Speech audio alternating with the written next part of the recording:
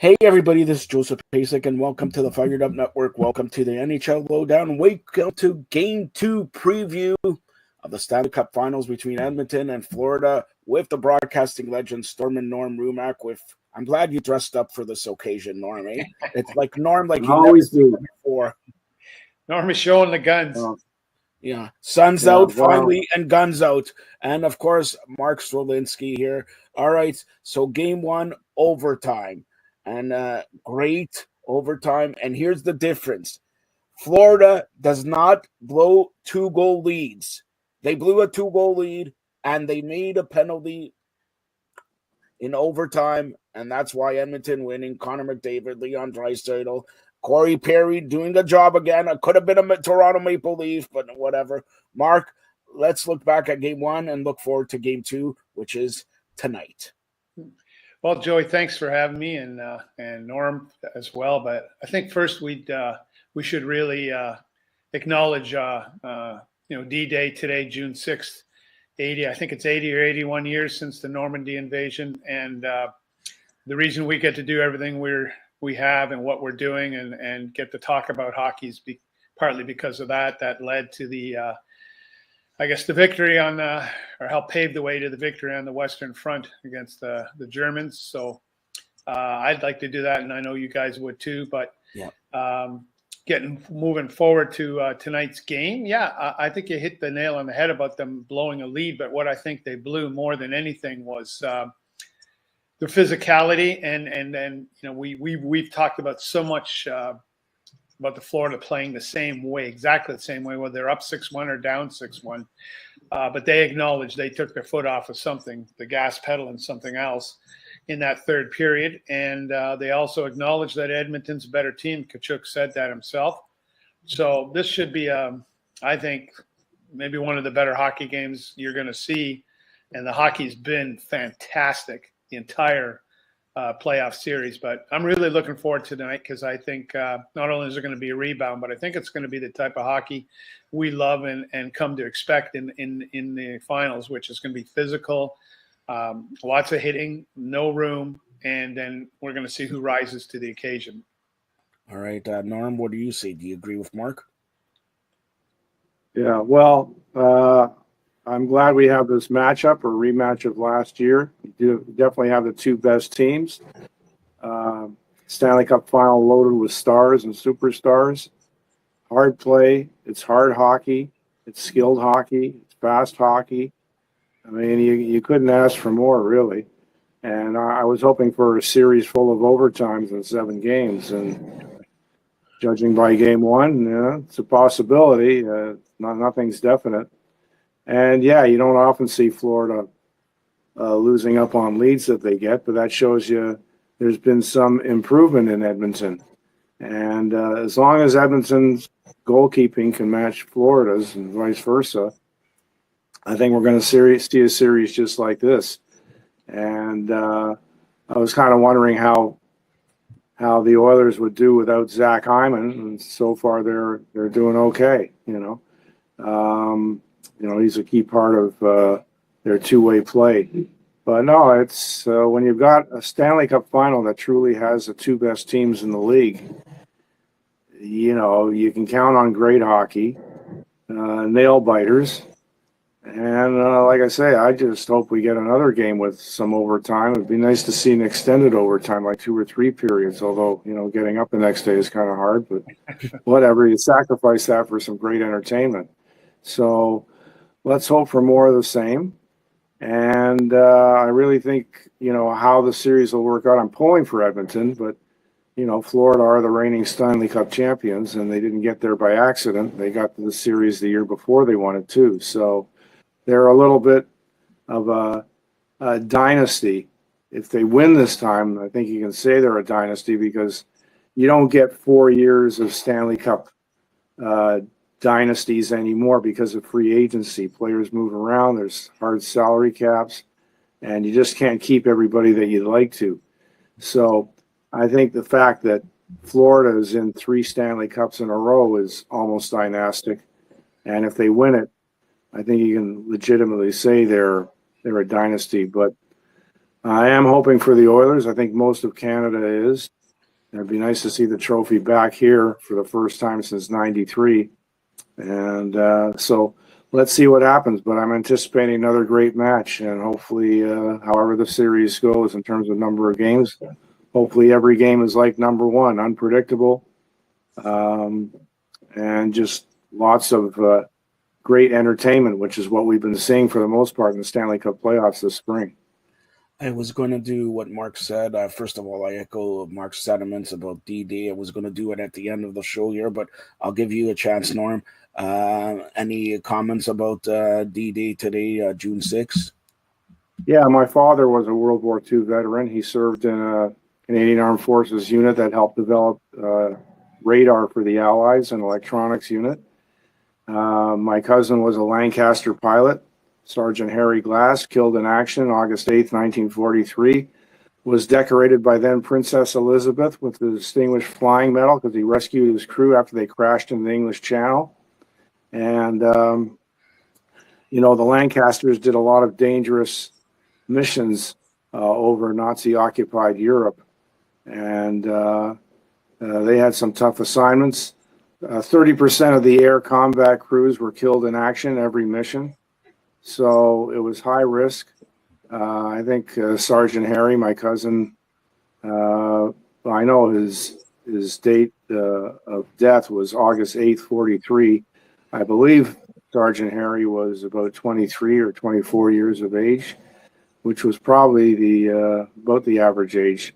But yeah, air combat, those guys were back home. They were considered, if I can say so, rock stars. They were adored because they were in a high risk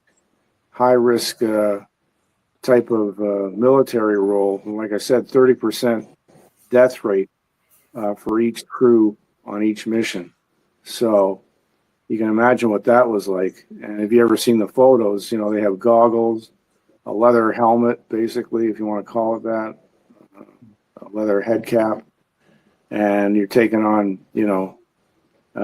aircraft that have huge weapons that can destroy an aircraft, never mind a person. So you had to be something beyond brave to go into air combat in World War II or World War I. So yeah, special shout out because most of my family, my mom worked in a munitions factory in Scarborough. Back then, Scarborough had a whole bunch. It was classified. People didn't know about it outside of Canada, but Scarborough was inhabited by munitions plants that were mostly filled by young women.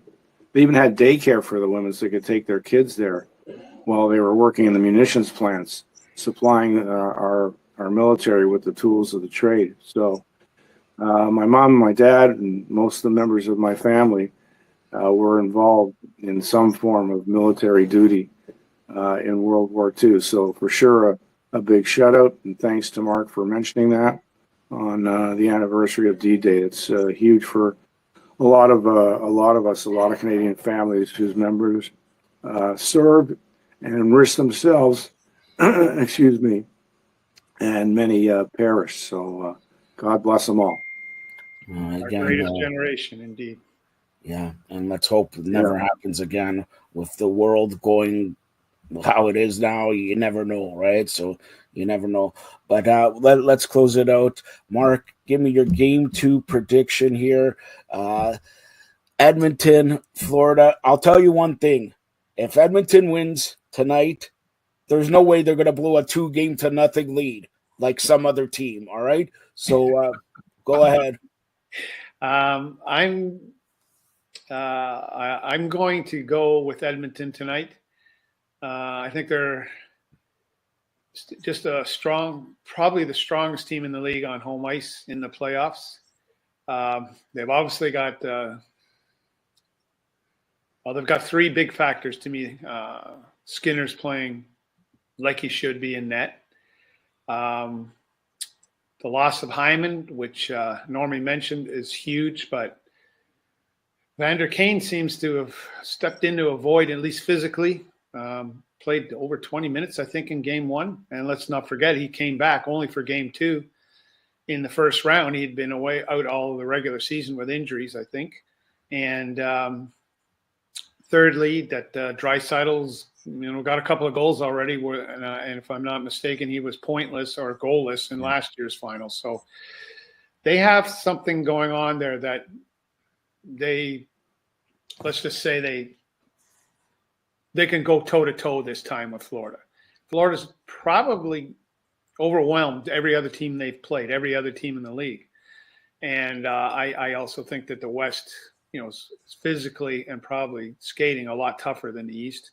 Maybe not a lot tougher, but there's probably 5 or 6 teams that, could do this type of job and are watching on TV right now.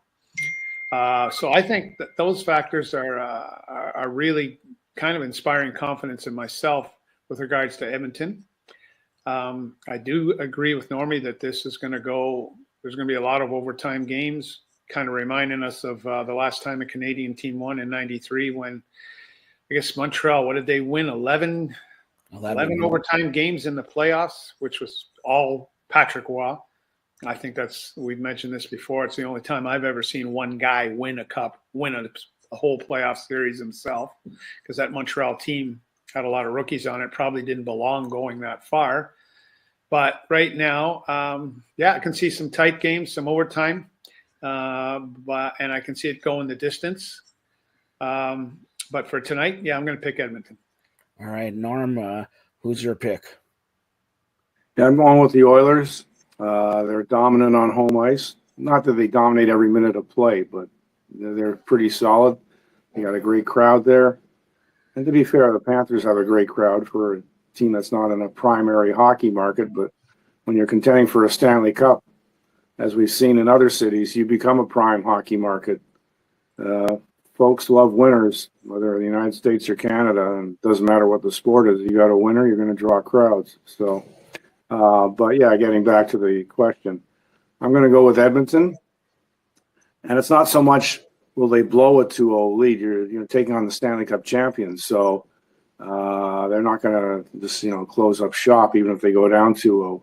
And even if Edmonton goes up 2-0, I'm still expecting a 6-7 game series, because Florida does have that extra gear. They've proven that time after time. So, but for tonight specifically, I look for the Oilers to try and put a bit of a solid grip on the Panthers and make life real miserable for them. So let's see what happens. I wouldn't be surprised if it goes the other way, but that's a great thing. It's like a great movie. You don't really know what's going to happen, and probably not till the very end. It's like a great book, as Mark could talk about, or a great movie, right? So I hope it's another great one tonight, a real nail biter, and keeps us watching for a long time.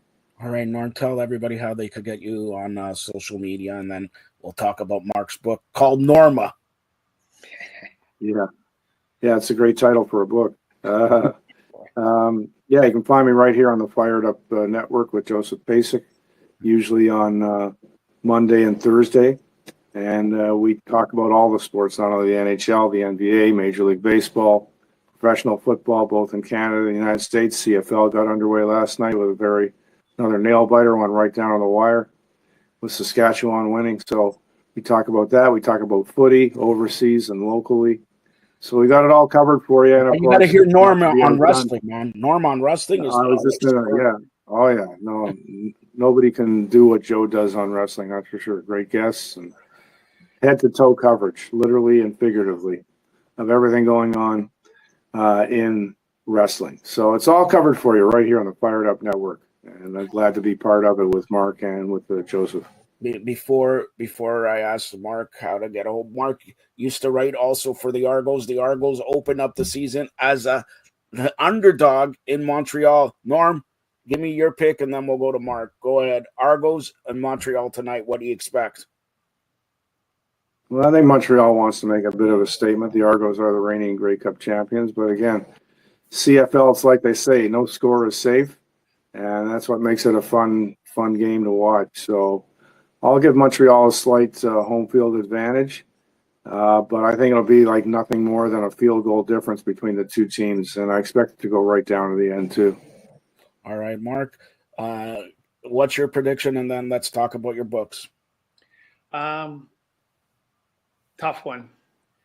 Argos had a kind of a little bit of a or some things were totally a little as a surprise coming out of camp, letting go of Carey.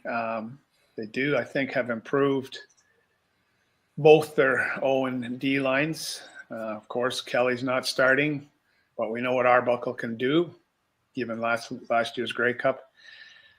I have to admit I'm partial to the Argos, and I know Montreal's a good team. Ottawa's supposed to be a very sneaky sleeper team. I know they had a tough game last night.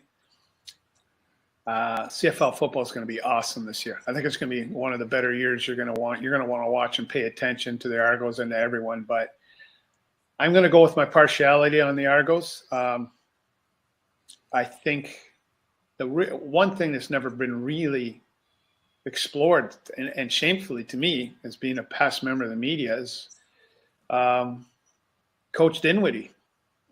Probably one of the winningest coaches, if not the winningest coach in Toronto, probably by far right now. And he's only been here 4 or 5 years, I think, 4 years anyways. Yeah. He's a huge factor. He really, really, really understands his offense. Argos lost a couple of their key defensive guys, and one's with Ottawa, and the other one's coaching Saskatchewan now. But being a quarterbacks coach in Calgary, that's how he started. He's really come on into his own here, regularly top coach in the CFL. So I like all that kind of stuff with the Argos, and I'm going to go with them. And trying to cut this quick, and I always appreciate you guys giving me a chance to spout off about my books. Of course, I got one out called Norma, a story about an old woman who saves a town with her kindness and her wit. It's been out for a couple of years, and it, just hanging around there. It's a good book if you ever want to see it. Good read, very easy. I have another book called Coop about a coming-of-age story in the minor leagues of baseball. And the unique thing about that book is it's narrated by a baseball glove, which is, of course, me. And I just thought it was a funny idea, and I tried it, and it worked out. So, yeah, books are cool, and I'm just happy at this stage of my life. I'm retired that I've got a couple of things in the fire there, especially Coop is before a couple of publishers now.